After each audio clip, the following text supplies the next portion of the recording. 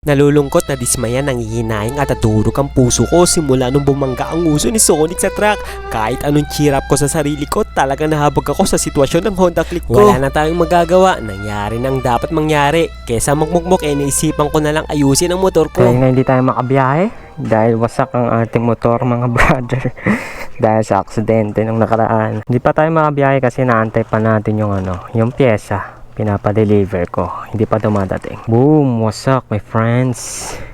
So ang gagawin na lang muna natin mga brother is tuloy yung project natin, no? Tanggalin natin yung pintura nito, paikinisin natin. So yun na lang muna ang gagawin natin mga brother. So tara, baklasin na natin to.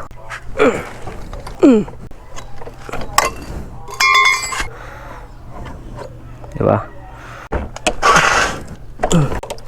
Check natin.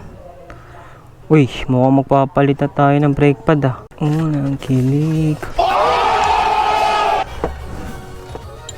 Stock pa to mga brother eh.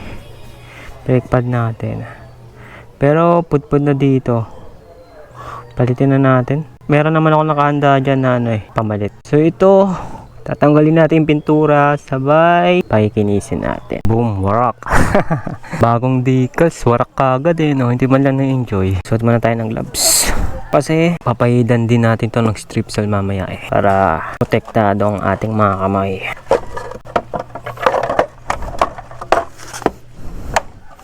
Grabe yung pagkawasak nito. Aray mo. Grabe yung bakbak no? Yun pansin nyo, yun. Sana yun sa ihi ng aso. Ito may kasalanan mga brother. Shadow!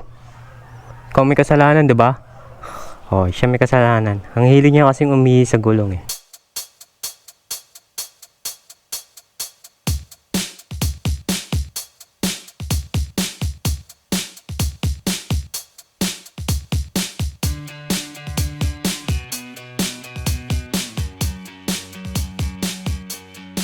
Ang gagamitin natin pampakintab dito mga brother, grinder lang no. Tapos gagamitan lang natin ng buffing disc. Bumili lang ako ito sa hardware. Mura lang to, 20 pesos lang to. Dahil wala naman tayong talagang gamit na pang buffing Pwede na to, grinder. Diba? Kung meron kayong ganito sa bahay, di mas okay, makapag DIY kayo.